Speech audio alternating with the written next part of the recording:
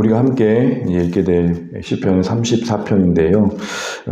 시편마다 시의 제목이 가끔씩 기록될 때가 있습니다. 오늘 34편 시의 제목을 보게 되면 다윗이 아비멜렉 앞에서 미친 채 하다가 쫓겨나서 지은 시, 이렇게 언급되어 있습니다.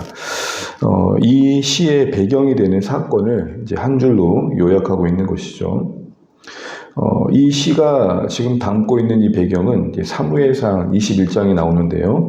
여러분 잘 아시는 사건입니다. 다윗이 사울에게 쫓겨가다가 결국은 이제 블레셋 땅까지 가게 된 사건인데, 짧은 구절이기 때문에 제가 잠시 읽어 드릴게요. 한번 보실 분들은 보셔도 좋습니다. 사무엘상 21장 10절 이하인데요. 제가 읽겠습니다. 그날에 다윗이 사울을 두려워하여 일어나 도망하여 가드왕 아기스에게로 가니 아기스의 신하들이 아기스에게 말하되 이는 그 땅의 왕 다윗이 아니니까 우리가 춤추며 이 사람이 이를 노래하여 이르되 사울이 죽인 자는 천천히요 다윗은 만만이로다 하지 아니하였나이까 한지라.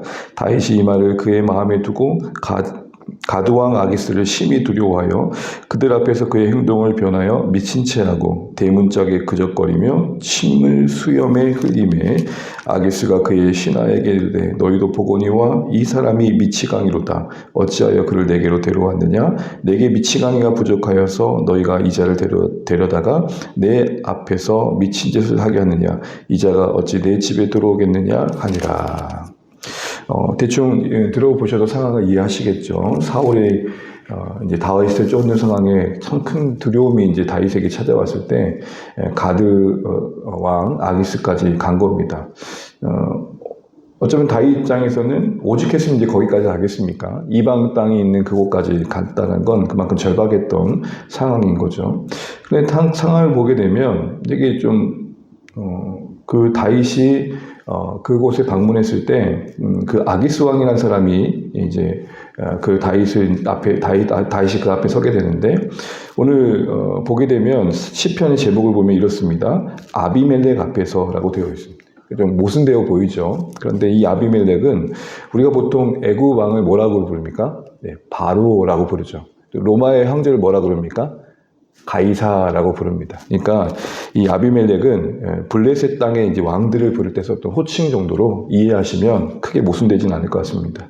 어쨌든 처음에는 이 아기스 왕이 잘 몰라봤는데 그 가드왕과 아기스 왕이 앞에 있는 신하들이 이거 다윗 아니냐고 하면서 다윗이 이전에 사울은 천천히요 다윗은 만마리 할 만큼 큰 군사적인 업적을 쌓았던 사람이고 우리 블레셋에게는 위협적인 존재인데 여기 두면 되겠습니까? 라는 거죠. 한마디로 이제 정체가 탄로난 다윗인 거죠. 그래서 다윗이 그 순간 얼마나 위기감이 약했어요.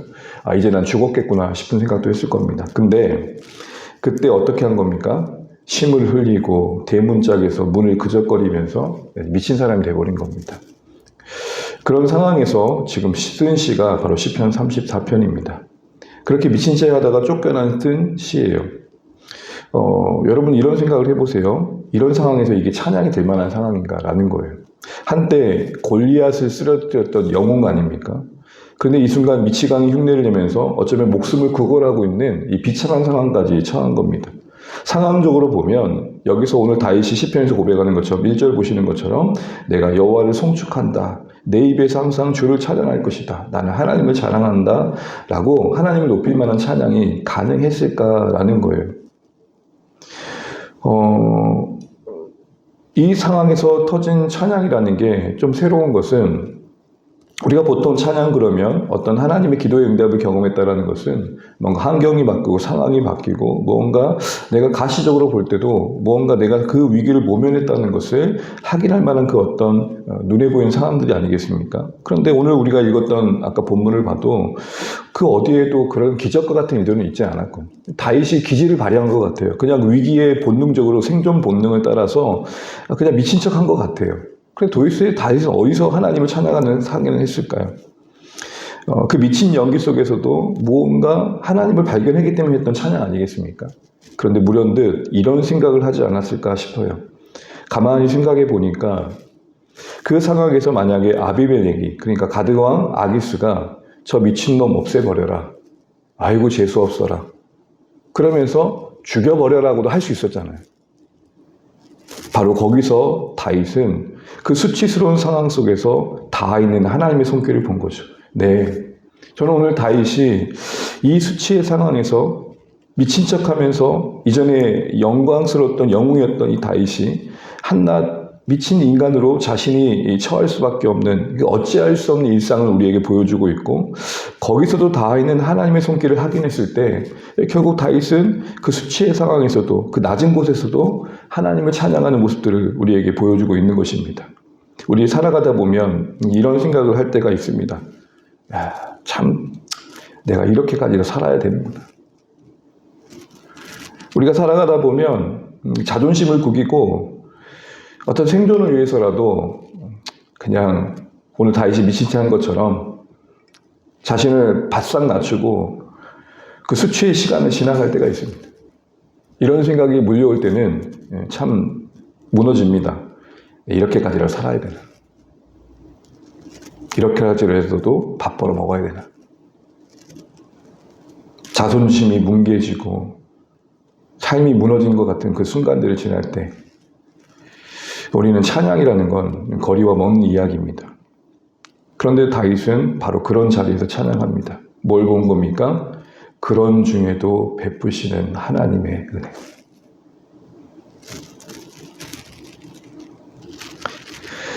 그 절박한 상황 속에서 어찌할 수 없는 그 상황 속에서도 다 있는 하나님의 손길을 봅니다. 아, 맞아.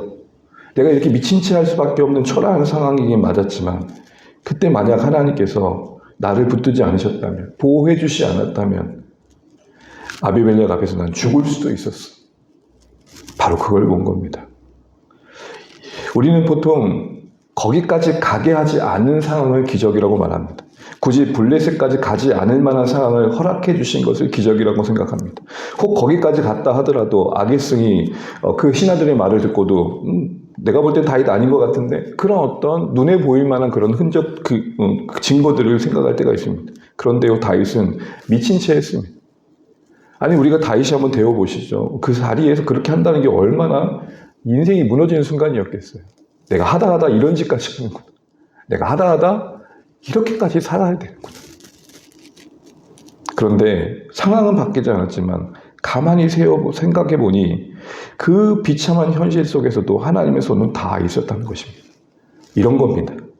여전히 쫓기는 상황이고 여전히 염려가 되는 상황이지만 이만큼이라도 버티게 하신 것, 그래도 죽지 않고 오늘을 살아가게 하신 것, 하나님의 도우심이구나. 예, 감사는 환경이 만드는 게 아닙니다. 환경을 바라보는 우리의 믿음의 해석의 결과이고, 그래서 당연한 것, 우연 같은 일상, 때로는 수치와 같은 상황 속에서도, 이 상황 속에서도 하나님이 나를 붙들고 계시다는 사실을 확인하면서 비롯되는 게 하나님에 대한 경험입니다. 그래서 오늘 다윗은 이런 배경 속에서 터져나올 수 없는 찬양을 터뜨리면서 우리를 이 자리로 인도합니다. 18절 말씀 같이 한번 읽고 말씀을 마무리하겠습니다. 8절입니다. 너희는 여호와의 선하심을 맛보아 알지어다. 그에게 피하는 자는 복이 있도다. 아멘. 사랑하는 주안의 가족 여러분, 하나님의 선하심을 맛본다라는 건 뭘까요? 오늘 다윗의 고백처럼 도저히 그 수치의 순간에 뭔가 찬양할 수 없는 상황에서도 가만히 곰곰이 생각해 보니 이런 중에도 베푸신 하나님을 확인하는 겁니다. 우리가 생각하는 하나님의 선하심이라는 게 넋하니 문을 열었더니 날마다 눈앞에 무언가가 쿠팡 박스 쌓여있는 것처럼, 내가 필요한 것들이 날마다 쌓여있고 만나 떨어지는 것처럼 날마다 익사이팅하고 뭔가 날마다 뭔가 나를 흥분시킬 만한 신앙적인 체험들이 있는 게 아닙니다. 아니, 어쩌면 우리의 하루하루는 미친 채 해야 되는 다윗의 하루입니다. 오늘도 직장의 구조 안에서는 상사 앞에서, 어떤 인간관계 앞에서는 나의 위치상, 그리고 어떤 상황 앞에서는 어쩔 수 없이 우리가 우리 됨을 구겨넣고 살아가야 되는 순간이 있습니다. 때로는 부모가 자녀 앞에서 그런 어떤 수치를 경험할 때도 있습니다. 그런데 여러분, 그것만 보면 안 된다는 겁니다. 그런 낮고 낮은 자리에서 다 있는 하나님의 붙드심을 보는 자들이 하나님의 선하심을 보는 겁니다. 아, 이런 중에도 베풀고 계신 하나님의 은혜가 있구나. 그래서 그 얼굴 앞에 사는 자들이, 그 얼굴 빛을 본 자들이 그 하나님의 얼굴을 보며 하나님을 경외하며 살아갈 수 있다. 이 오늘 다윗이 그런 고백을 찬양과 함께 우리에게 나누고 계시는 겁니다. 사랑하는 주안의 가족 여러분, 어쩌면 오늘 다윗의 이 시의 배경은 우리의 삶을 다시 한번 돌아보게 합니다. 우리가 기대하는 하나님의 선하심이 무엇인지 생각해 보게 됩니다. 하나님의 선하심은 어쩌면 보물 찾듯 하듯이 발견해 가는 겁니다. 아무 일 없는 하루하루 속에서 그래도 하나님이 나를 붙들고 계시기에 가능한 일들을 확인하는 겁니다. 그 작은 흔적들 속에서 나를 붙들고 계신 하나님의 신실하심을 보면서 오늘 찬양의 고백처럼 저 천성 향하여 고요히 가는 겁니다. 살든지 죽든지 나의 인생 주께 있음을 확인하고 때로는 죽음 같은 순간에도 그것마저도 내가 당장 이해할 수 없는 현실이지만 그 비참함보다 더 크신 하나님의 긍휼이 약속된 내 인생의 장래를 바라보면서 또박또박 하루를 살아가는 것입니다. 오늘도 이 하루 시작하시면서 하나님 앞에서 이런 고백을 하시며 시작하시면 좋겠습니다. 하나님, 오늘 하루도 나의 못남과 나의 부족함과 나의 비참한 순간보다 항상 하나님의 긍휼은 더 크십니다. 그 어느 순간에도 하나님의 은혜가 다 있지 않은 때는 없었습니다. 오늘 어쩌면 내가 다윗처럼 미친 척 해야 되는 상황이 올다 할지라도 그 안에서도 도우셨던 하나님을 발견하게 하셔서 감사를 잃지 않게 해주십시오. 환경과 상황과 조건에 매여 늘 불평과 원망을 토로하는 인생이 아니라 그 부족함 중에도 주시고 계시는 은혜를 보게 도와주십시오. 오늘도 하루 종일 내렸던 비에 적신 이 대지를 떠오르는 태양으로 마르게 하신 하나님의 손길 속에서 온 천지 창조하신 이 만물에 다 있는 하나님을 보게 해주십시오. 여러분, 이런 하나님을 느끼며 사는 게 우리 신앙의 여정의 복인 것입니다. 이런 하나님의 선하심을 만물 곳곳에서 우리 인생의 작은 흔적들 속에서 확인해 가시면서 찬양하면서 감사하면서 살아가시는 오늘 하루 되시기를 간절히 바랍니다. 그래서 오늘 누군가에게 우리 하나님의 선하심을 알아가자고 건면하며 살아가시는 복된 하루 되시기를 간절히 바랍니다. 기도하겠습니다.